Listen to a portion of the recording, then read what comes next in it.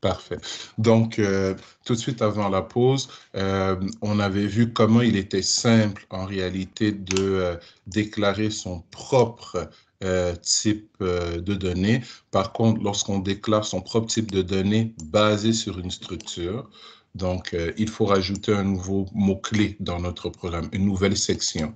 Donc, comme on l'a vu dans notre révision il y a déjà quelques cours, un programme Carrel, normalement, a une section des variables notée par le mot-clé var, a une section des constantes notée par le mot-clé const.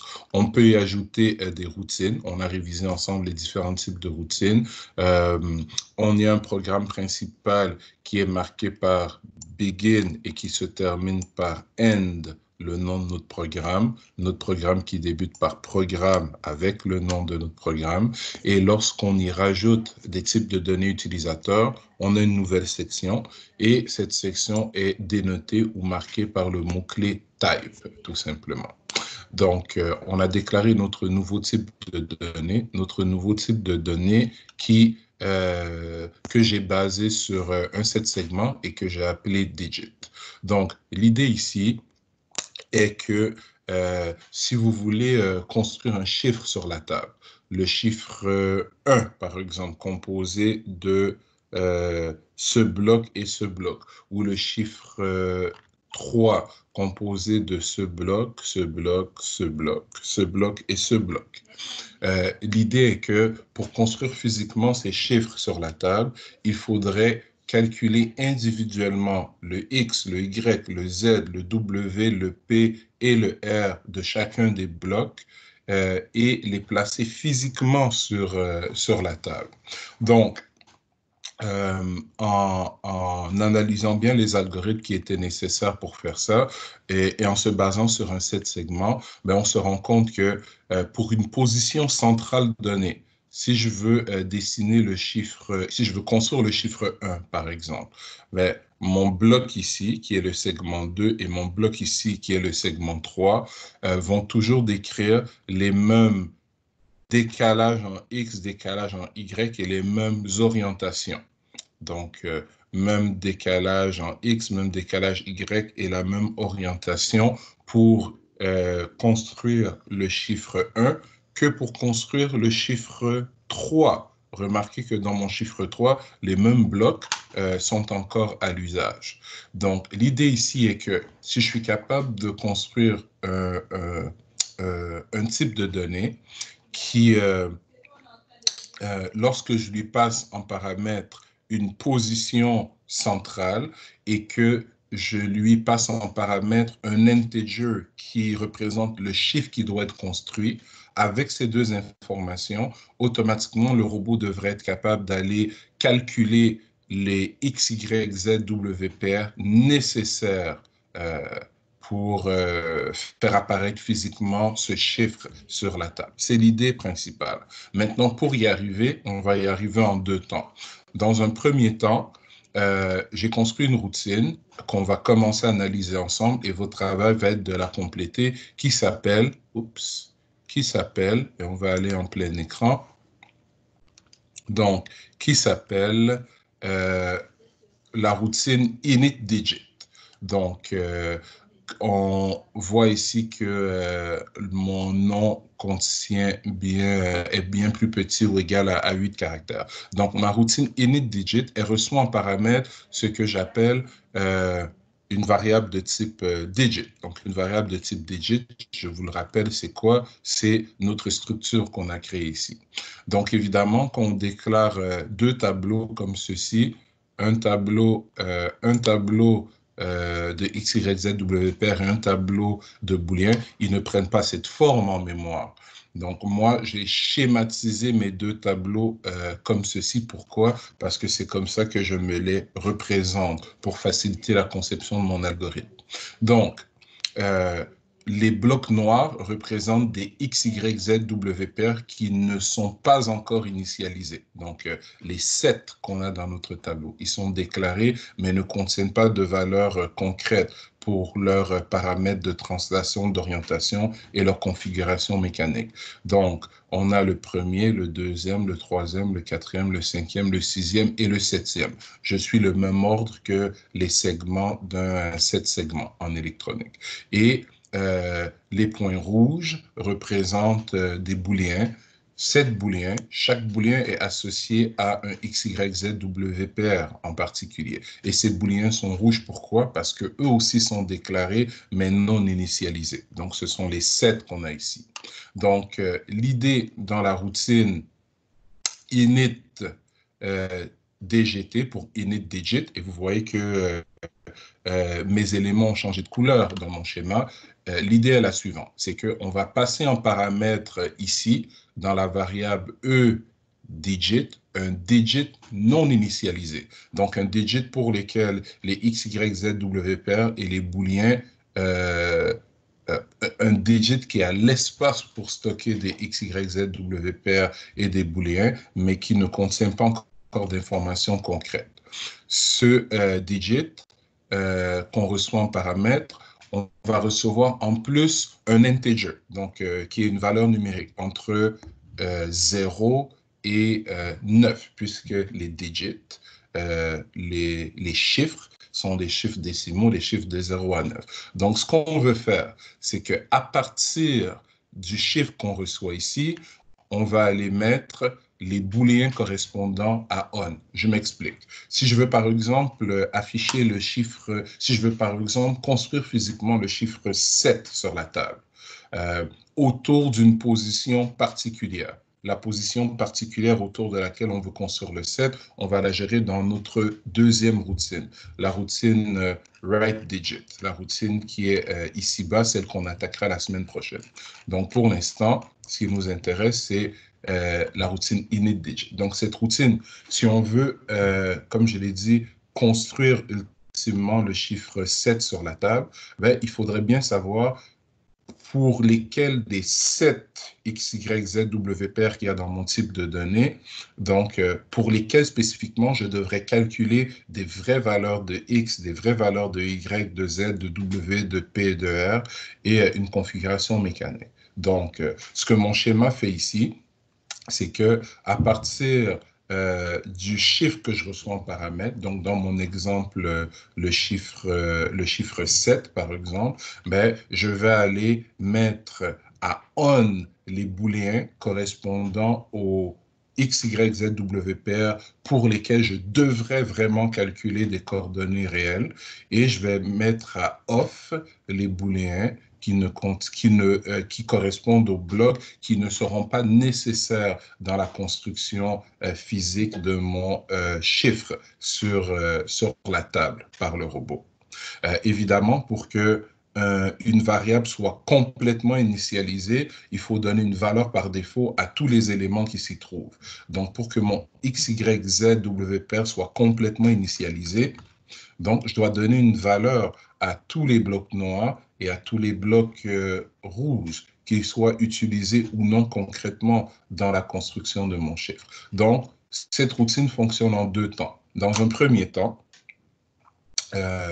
donc, vous voyez ici que j'ai un compteur qui va me servir dans ma boucle. J'ai une valeur booléenne qui, en fait, est un vestige d'un premier test que j'avais fait. Elle ne devrait pas y être. Je ne m'en sers pas du tout dans mon code. Vous pouvez l'ignorer. Donc, la première partie ici, la boucle for qui se trouve là, fait quoi? Si on regarde bien, j'ai une boucle for qui va de 1 à 7. Pourquoi de 1 à 7? Ben, j'ai 7 X, Y, Z, W pair au total. Et qu'est-ce qu'on fait? Donc, E underscore digit, donc on fait référence à la variable de type eDigit qu'on a reçue en paramètre, et on attaque successivement chacun de ces...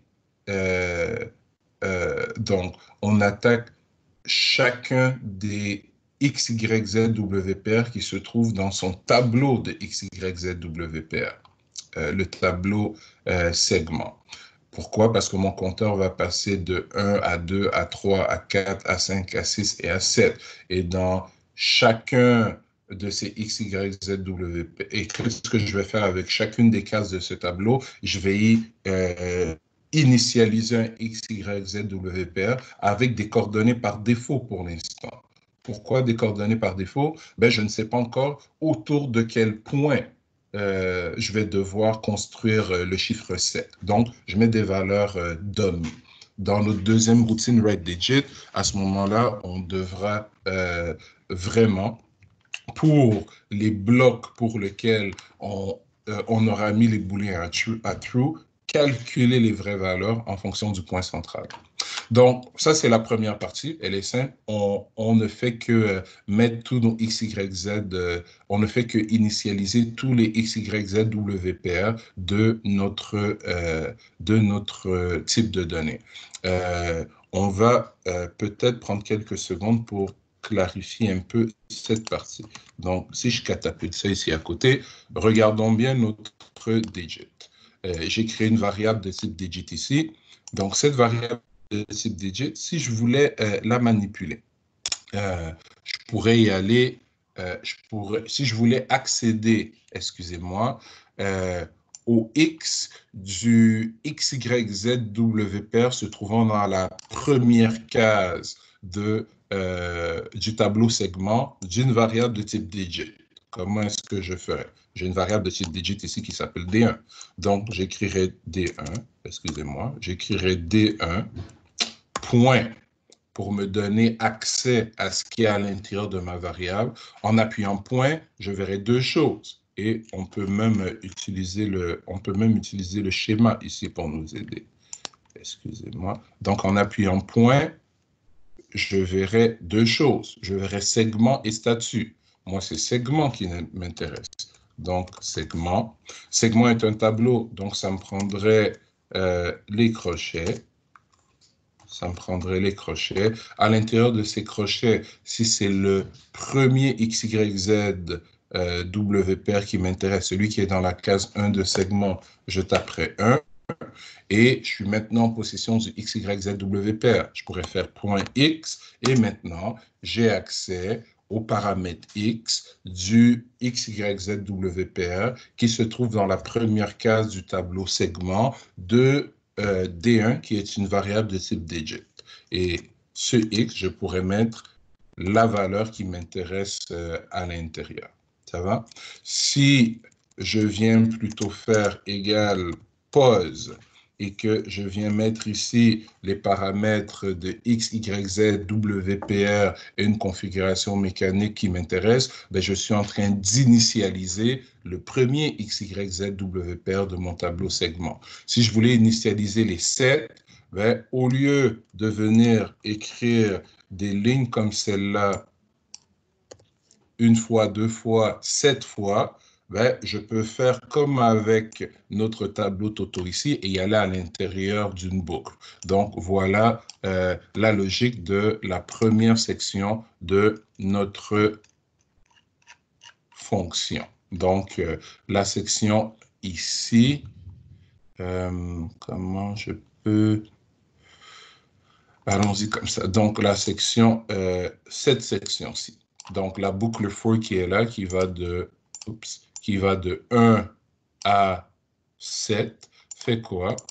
Elle itère tout simplement à travers le premier, deuxième, troisième, quatrième, cinquième, premier, deuxième, troisième, quatrième, cinquième, sixième et septième X, Y, Z, WPR et leur donne, et les initialise, mais les initialise avec des valeurs par défaut. La deuxième partie maintenant. La deuxième partie fait quoi? La deuxième partie exploite la valeur, le chiffre integer qu'on reçoit en paramètre ici. Dans un select case of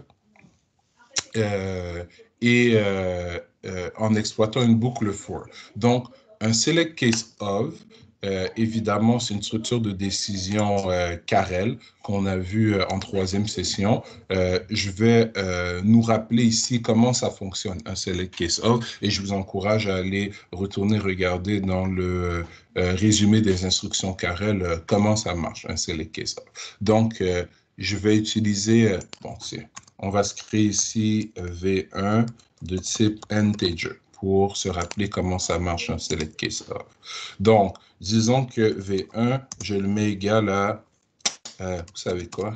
Faisons-le simplement. Donc, si on fait un write TP display, par exemple, pour demander à l'utilisateur de nous donner un chiffre entre 1 et 9. C'est un exemple. Donc, val entre 1 et 9. Ça va? On fait 2 points et on attend la réponse de l'utilisateur. On va lire la réponse avec un read et ce qu'on va récupérer, on va le mettre à l'intérieur de la variable V1. Ici, on ne va pas faire de validation. On va prendre pour acquis que l'utilisateur écoute les consignes et va vraiment nous donner une valeur inclusivement entre 1 et 9. Qu'est-ce qu'on va faire avec cette valeur? Donc, l'idée est que cette valeur, on voudrait la prendre et l'utiliser comme ceci. Donc, D1, qui est notre variable de type digit, égale, on voudrait appeler notre fonction, j'ai dit,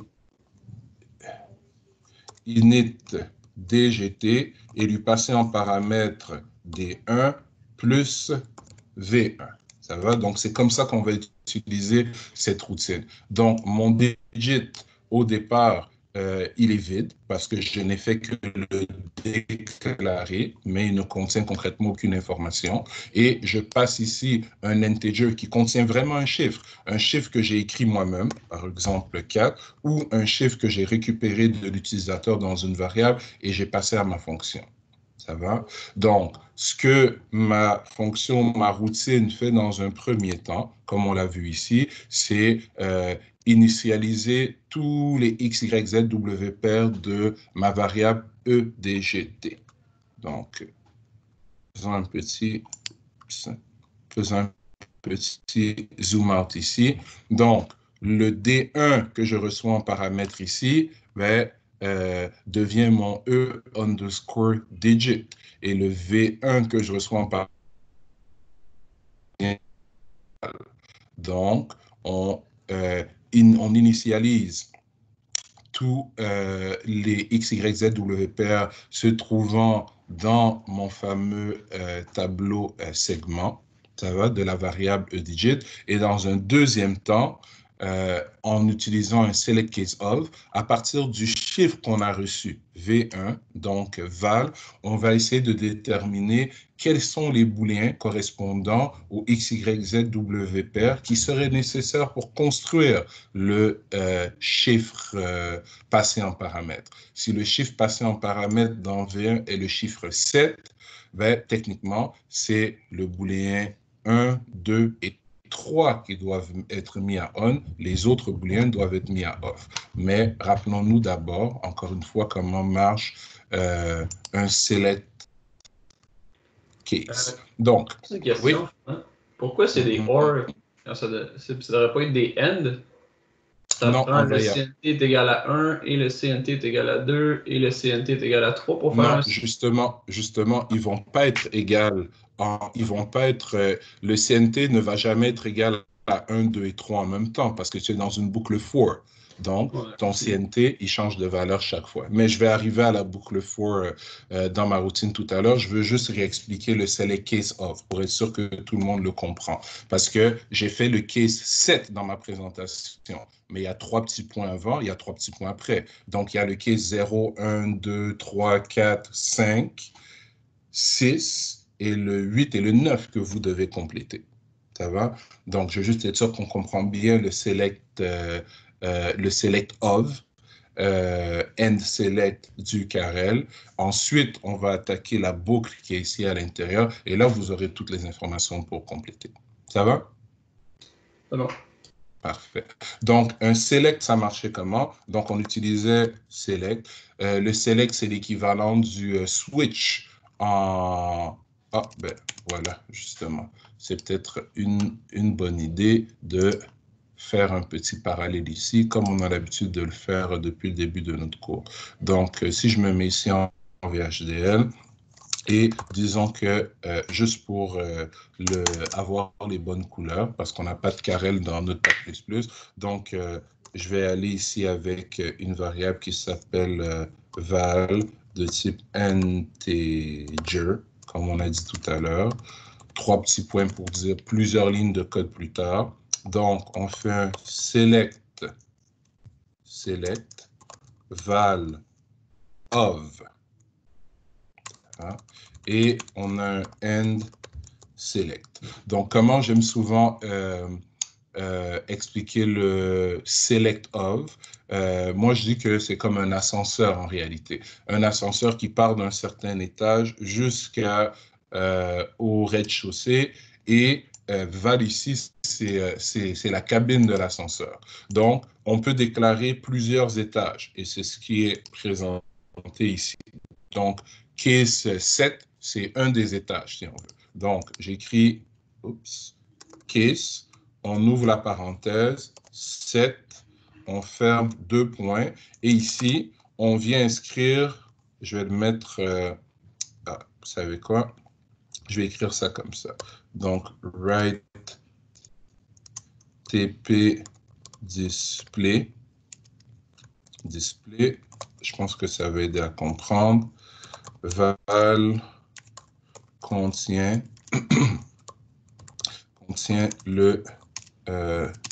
la valeur 7. Voilà. Et comme ceci, CR pour un changement de ligne. Donc, je pourrais m'amuser à faire plusieurs cas comme ça. CTRL-C.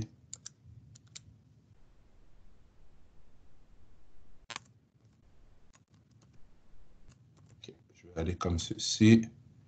Et je pense que ça va permettre de comprendre.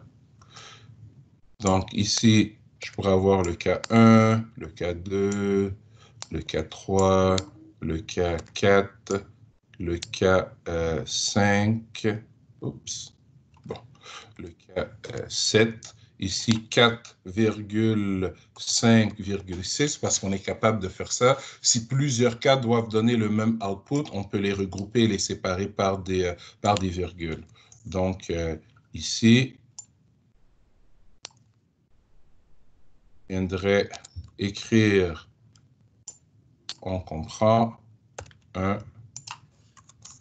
ici, évidemment, 2, oups,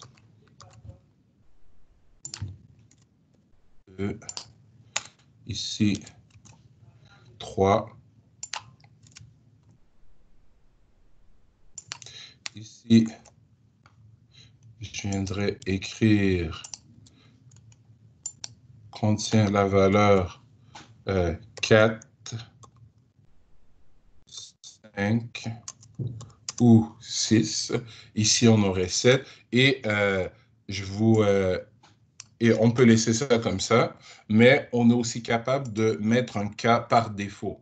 Donc, si jamais val ne correspond ni à 1, ni à 2, ni à 3, ni à 4, ni à 5, ni à 6, ni à 7, on peut mettre un cas par défaut qui s'exécute pour toutes les autres situations. Ça va? Donc, je vous invite à aller re-regarder la syntaxe de cette structure de décision dans les références du langage Carrel. Si je m'amuse à faire l'équivalent en C, parce que vous allez utiliser une construction semblable en C dans votre cours de mécatronique. Donc, je vais venir ici et donc int val, ça va? Bon, évidemment, on prend pour acquis que dans val, on avait mis une valeur. Là. Disons, si dans val, je mets le chiffre 4, donc val va être comparé à 1. Il n'y a pas de match. On continue. Comparé à 2, il n'y a pas de match. Comparé à 3, il n'y a pas de match. Comparé à ce cas-ci, il y a un match. Donc, on rentre ou on sort de l'ascenseur. À cet étage-ci, on exécute le code qui s'y trouve et ensuite, on continue après le end select. C'est comme ça que ça marche, un select of. Donc, l'équivalent en C, c'est ce qu'on appelle un switch. Donc, disons que je déclare un integer et que je le mets égal à 7, par exemple. Ça va? Point virgule. Donc, je vais venir ici et je vais faire switch, switch. Dans mon switch où j'ouvre, excusez-moi, dans mon switch, je vais passer ma variable val. On ouvre les accolades, comme on commence déjà à être habitué à le faire en C. Et après avoir ouvert les accolades, encore une fois, on va créer des cases. Sauf qu'ici, voyons, ces cases, on va avoir 2 points. Donnez-moi une seconde, je suis en présentation. Donc, case 1. Au case 1, on va vouloir venir faire un output, un peu comme on le fait ici. Donc, case 1, on a vu qu'en C, c'était un print F. Et on allait juste vouloir venir écrire une string ici.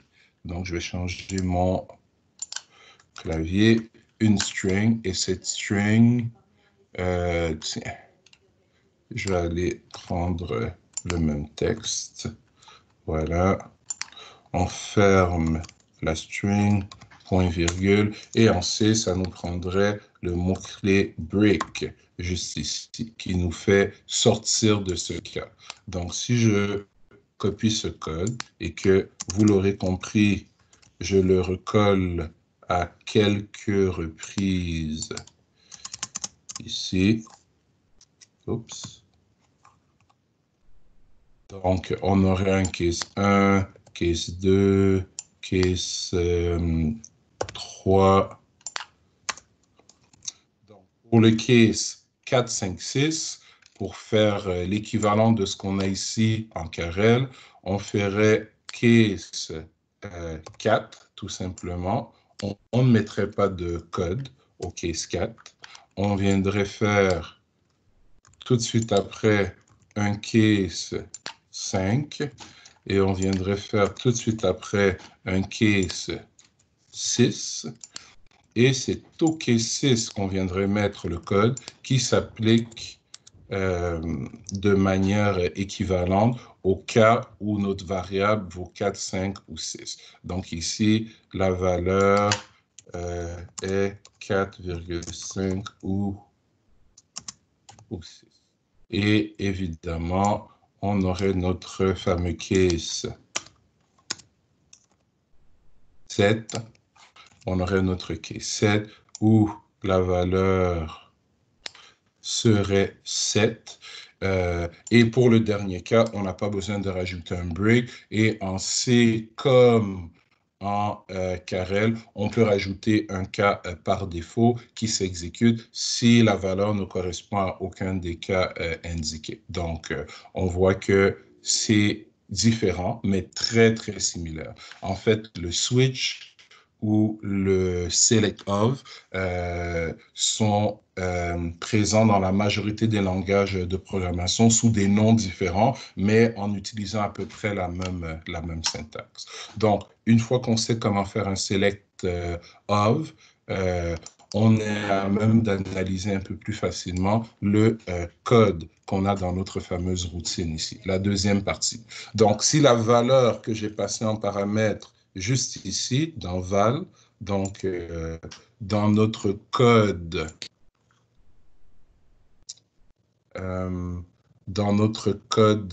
juste ici. C'est ce que j'ai récupéré comme chiffre de l'utilisateur dans la variable V1 et le chiffre 7 et que je le passe en paramètre à ma méthode initDGT, ben, qu'est-ce qui va se passer? Donc, le cas 1, on l'ignore. Le cas 2, on l'ignore. Le cas 3, je dis on l'ignore. Pourquoi? On ne va pas rentrer dans ces cas. Pourquoi? Parce que le contenu de la variable ne correspond pas à la valeur que j'ai à l'étage correspondant.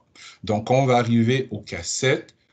Ben, on va exécuter le code qui se trouve qui se trouve à cet endroit. Donc, le code qui se trouve à cet endroit. Ce code qui fait quoi? Ben, pour la valeur 7, moi, qu'est-ce que je veux faire? Je veux itérer à travers tous mes 7 booléens et mettre à on ceux qui font partie du chiffre 7 et mettre à off, donc ceux qui ne font pas partie du chiffre 7. On voulant dire true et off voulant dire false. Donc, si je veux itérer à travers les 7 se trouvent dans un tableau qui s'appelle statut. Donc, mon compteur qui est ici va passer de 1 à 7. Ça va? C'est pour ta question de tout à l'heure, Laurent. Voilà pourquoi je ne peux pas avoir des end ici, parce que le compteur a une seule valeur à la fois. Ça veut dire, il ne pourra jamais avoir les mêmes valeurs, parce que à chaque passage dans la boucle, mon compteur change de valeur. Donc, ce que je dis, c'est que quand le compteur vaut 1, donc, mon if ici, il est vrai, parce que j'ai dit 1 ou 2 ou 3, qui correspond au bloc, au booléen 1 ou 2 ou 3. Qu'est-ce que je fais? Je prends mon iDigit et dans la case 1 de son tableau statut, donc on parle de ce booléen-ci, je mets un on. On sort. On frappe le end4, donc on incrémente notre compteur. Notre compteur vaut 2. Donc, c'est celui-ci qu'on vise maintenant. Notre if est encore une fois vrai, donc on pointe la case 2, on met on. La même chose va se passer quand le compteur va être à 3, mais pour 4, 5, 6, 7, qu'est-ce qui va se passer? Le if n'est pas vrai, on tombe dans le else, on met off. Et une fois qu'on a fini d'exécuter notre boucle for, ben, on sort de notre select of et on fait quoi? On retourne le iDigit. Donc, on retourne un iDigit qui, au départ, ce qu'on a reçu était ceci, des blocs X, Y, Z, W, pair non initialisés et des booléens non initialisés. Et qu'est-ce qu'on va retourner en sortie ici, parce que c'est une routine qui retourne de l'information, ben, on va retourner notre eDigit qui maintenant a des X, Y, Z, W pair initialisés avec des valeurs dummy, évidemment, mais les booléens correspondant au chiffre 7 sont à on, alors que les booléens n'y correspondant pas sont à off. Donc, si je retourne dans mon code, la variable D1 contient maintenant des booléens à on pour tous les blocs pour lesquels je devrais calculer des coordonnées physiques et aller les placer. Ce digit qui est maintenant initialisé, et c'est ce qu'on va attaquer au prochain cours, on veut le passer en paramètre à une deuxième routine qui s'appelle writeDigit, qui reçoit en paramètre un iDigit. Quel iDigit? Celui qui a été retourné par notre routine init DGT et reçoit un XYZWPR. Un XYZWPR qui correspond à la position centrale autour de laquelle on doit aller placer nos blocs. Donc, par rapport à ce point central, mon bloc 1 ici, il subit toujours les mêmes décalages. Par rapport à cette position centrale, mon bloc 2, il subit toujours les mêmes décalages. Donc, translation en X et en Y, il subit toujours la même rotation, ainsi de suite. Donc, dans cette routine qu'on regardera au prochain cours, on va, pour chaque booléen, s'il est true, ben, on va calculer par rapport au point central, par rapport au X, Y, Z, W pair qu'on a reçu en paramètre, quels sont les décalages en X, Y, Z et quelles sont les orientations WPR qu'on doit utiliser dans un pose pour donner des vraies valeurs à ce bloc, puisque dans la routine précédente, on lui avait donné des valeurs dummy. Donc, votre travail aujourd'hui va consister à, évidemment, dans un programme Carrel, déclarer notre nouveau type de données.